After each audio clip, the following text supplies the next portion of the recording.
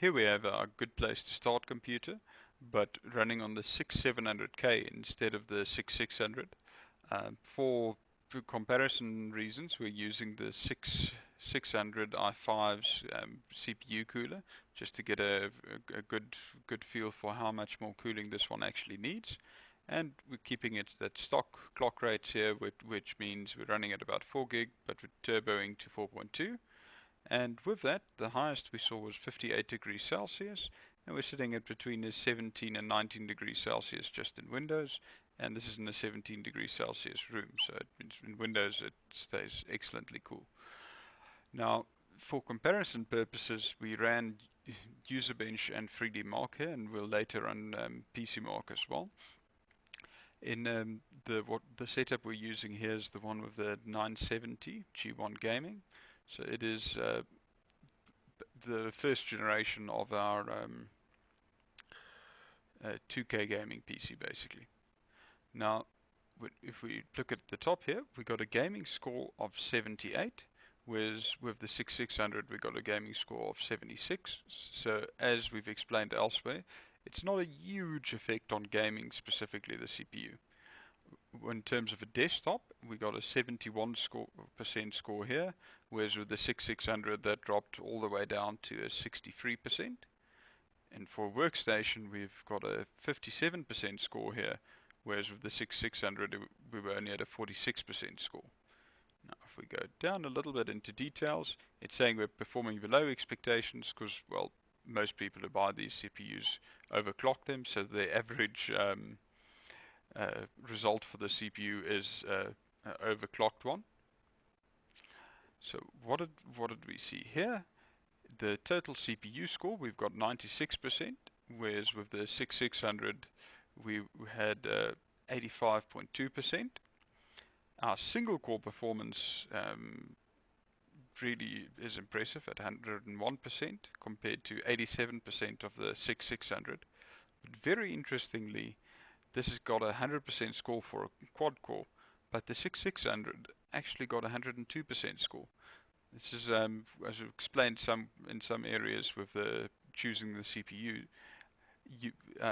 hyperthreading helps for some things, but for other things it doesn't. It's actually just 2 channels into the CPU. So for the way they tested here, which I think is fairly gaming focused, the 6600 actually performed slightly better when using all 4 cores.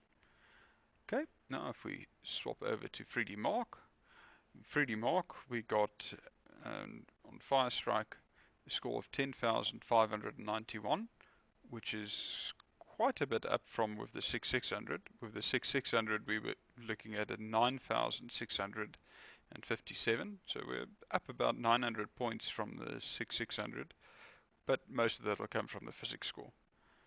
If we look at the graphics score, we're actually up there as well, but only about 400 points. We went from a 11,934 with the 6600 to this 12,356.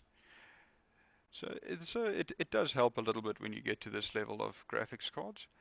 If we look at the physics score, however, this is where we would expect to see the big difference, and it is exactly where we saw it. With the 6600 we got a score of 8,074, whereas with this 6700K, and remember this is at stock frequencies, this is without any overclocking, we got a 12,798. So that's quite a significant leap. The combined scores are very similar. It went from a 4,519 only up to 4,547.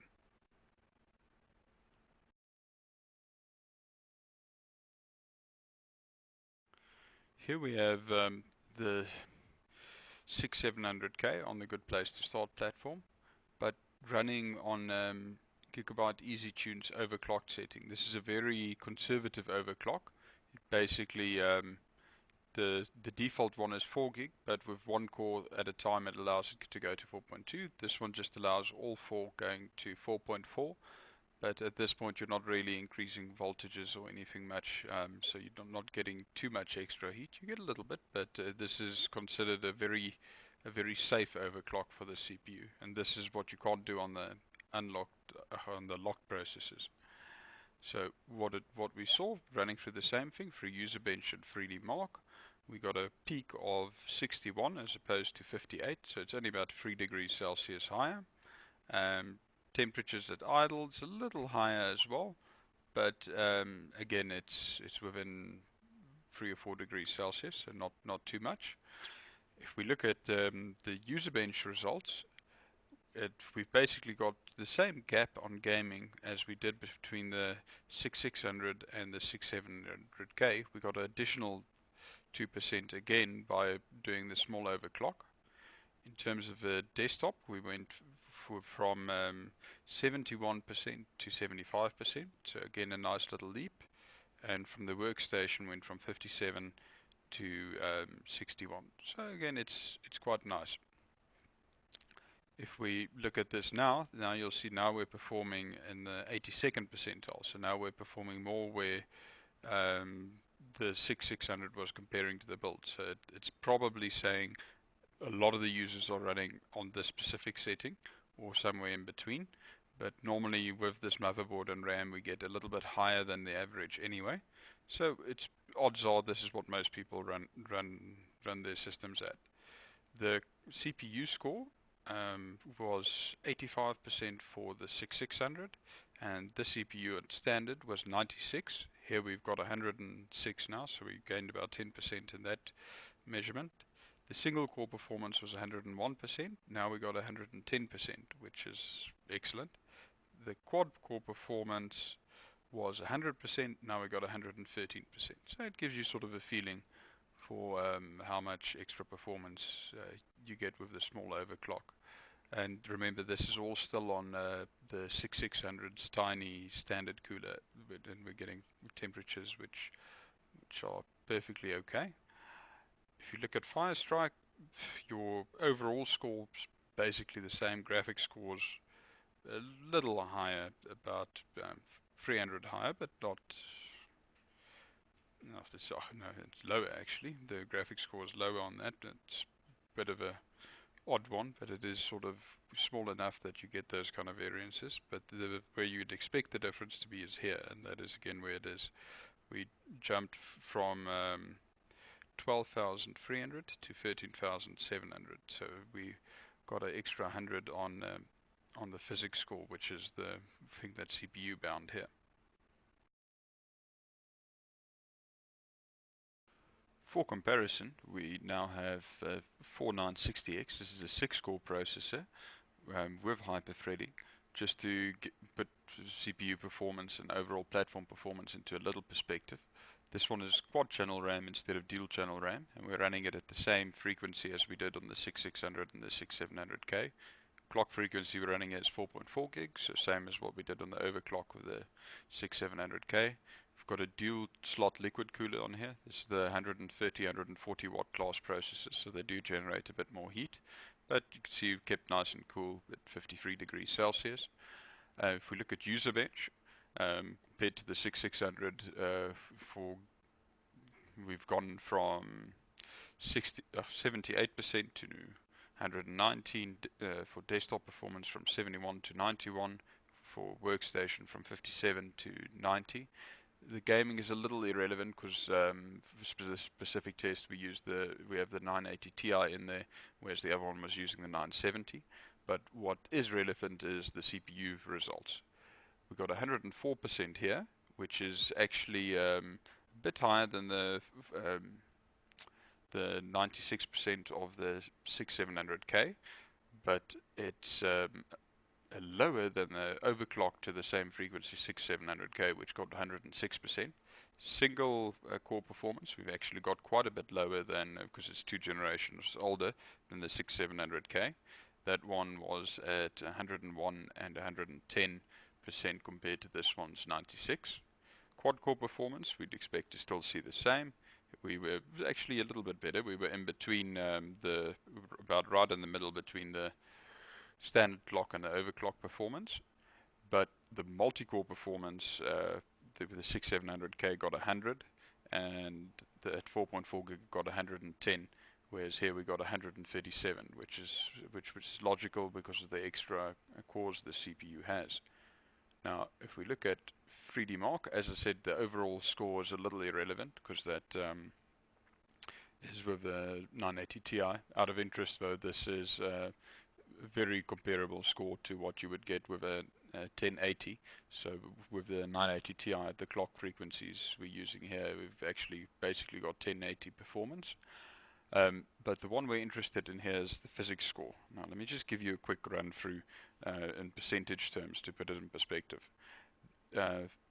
If we use the 6600 as a base, the 6600's got a score of 8000.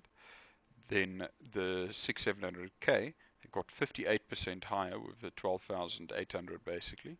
Overclocked, it got 13,700, which is a 70% higher score. And with the 4960X, we've got the 16,000, which is basically almost double. Now, with the Firestrike results, you can see it doesn't really translate through into the overall gaming score as much. Your gain is very little, but that's because DirectX 11 games tend to not be as CPU biased. But if you look later in this video, we have got a DirectX 12 video, which is a lot more relevant. But what this physics score does give you, it does give you a perspective on the CPU's performance. And that's basically what we're looking at in this review. Here we have PC Mark 8, it's creative test run in conventional mode, which basically means it's mainly CPU and motherboard sort of targeted. And what we saw is we got a score of 5088. This is the first test we're doing, and it is the 6700K at its stock 4 gig turbo moving to 4.2 with a single core. Temperatures we saw, this is on the 6600 standard tiny Intel cooler. Got 64, 65 as a max, which is getting a bit on the high side, but I mean these are really pushing it. This benchmark does a lot of video editing, a lot of photo editing, a lot of conversion processes, so it's really very CPU intensive. So it's a good indication of what the computer does for not just gaming, but more for video editing and photo editing use as well. With PC Mark's creative test run in conventional mode, we see the 6600 actually gets not too far off from the 6700K. The 6700K scored 5088 compared to this 4680. But then the 4960X scored 6000. So in this specific benchmark, we can see those extra cores are actually used a bit. Where in the work benchmark, it's not really. Okay, so overall good score. Kept it nice and cool, 50 degrees Celsius. But it just gives you sort of a rough idea on the increase you'd get with some of the more advanced CPUs. Here we have PC Mark 8, the creative test run in conventional mode. As you can see here, we got a nice score of 6014 compared to our 6700's 5088. We were running the 4960X, which is a 6-core processor at 4.4 gigahertz, and we got a peak temperature of 54 for the test compared to our 6700s on the standard coolers 65 degrees, so it's keeping it nice and cool. But we're running a nice dual slot closed loop liquid cooler on here, so it is to be expected. This is just to give you an idea of what sort of the performance gain can be if you go to one of the larger processors.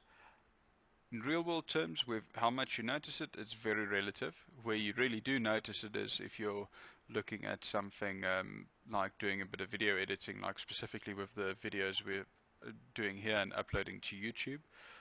There's quite a significant difference if you're using a multi-threaded program with this one compared to the 6600 or the 6700K. But gaming, get a bit of physics gain, but other than that, not too much of a difference you'd find there. Now, these PC Mark 8 work benchmark on non-conventional results are very interesting. This is with the 6600, the non-overclockable processor, the one we use in our normal good place to start PC. And because it's the newer generation processor, it actually scores virtually exactly the same score as the 4960X overclocked to 4.4 gigahertz scores. You can see it turbo boost to its absolute maximum. It turbo boost to 3.9 from its base 3.3 during the benchmark. And we managed to see 44 degrees on the standard cooler, which, as we've said before with this processor, it never gets too hot on the standard cooler. So basically exactly the same as the 4960X. The only one that beats them is the 6700K, and it beats them by quite some margin.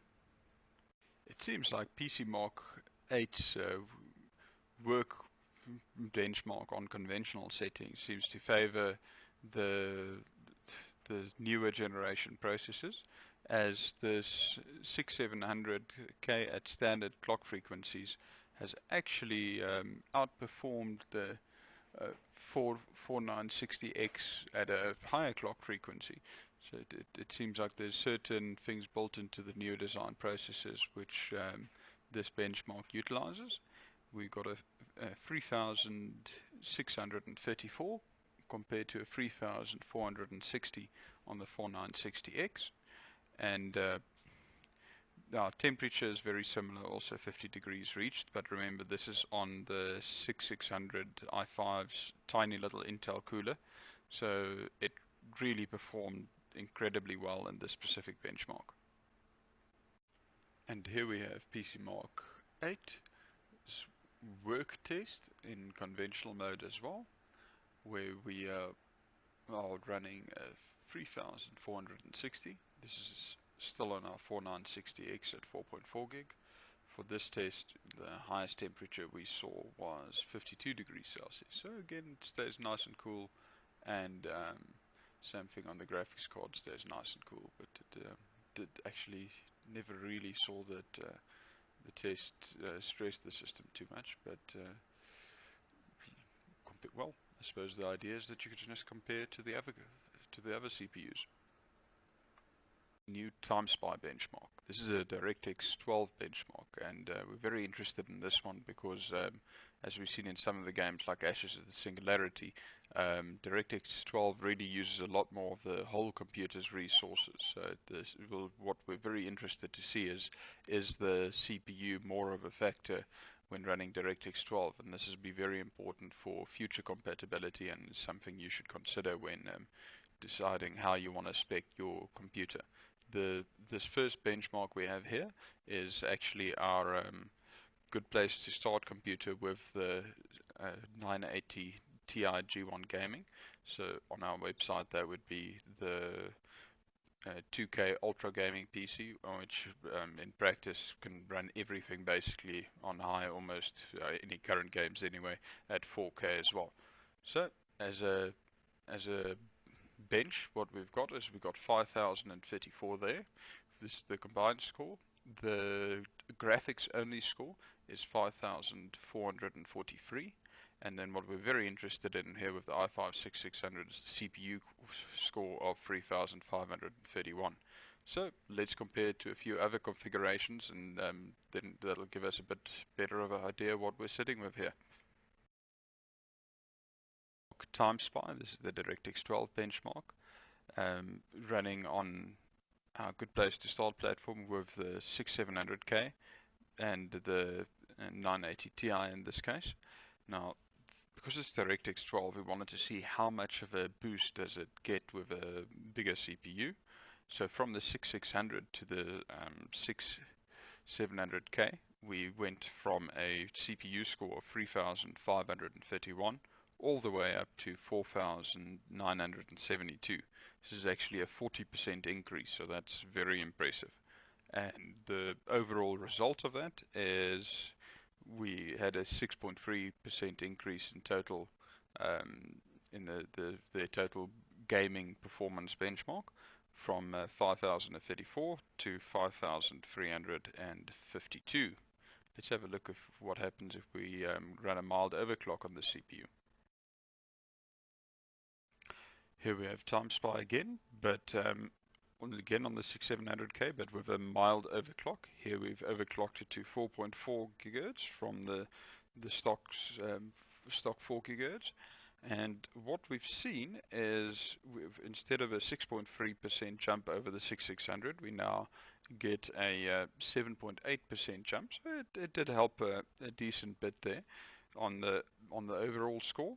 And on the CPU score, we've actually had quite a nice big jump. We've jumped 51% over the 600. So overall, that 7.8% increase is probably something that is big enough that you might notice it. Is it worth the extra money? That we can't tell you. That is something that'll completely depend on whether you're going to be playing a lot of newer DirectX 12 games. If your aim is to use the computer for a long time, it might be worthwhile. But if you're just looking at CPU intensive tasks, that potential 51% gain on a mild overclock is huge. That is very impressive, and then we definitely recommend the 6700K if that's what you're looking at. And then finally here we have Time Spy running on the 4960X at 4.4 gigahertz, so clock to the same clock speed as the 6700K in the overclock. And this is basically a 6-core processor. This is just for comparison to see if the extra cores make more of a difference in DirectX 12, which DirectX 11 tends to not really be the case. But what we really saw here in this specific one is we saw quite a huge leap in our Time Spy total score. Went up from 5,034 with the 6600 to 6,199 with the 4960X. That's actually a 23% leap compared to the overclock 6700's 7.8%. So if you're really looking at where you get the advantages of the more core count computers, this is it looks like DirectX 12 is where it starts to come in. On your actual CPU score, we jumped from a 3,531 score for the 6600, and that went all the way up to a 6,471. That's an 83% increase. So it's really not too far off from almost double the performance. So if you're looking to build a high-end rig and specifically for future compatibility of DirectX 12 in mind, it looks like these higher core count processors are really going to start showing their value.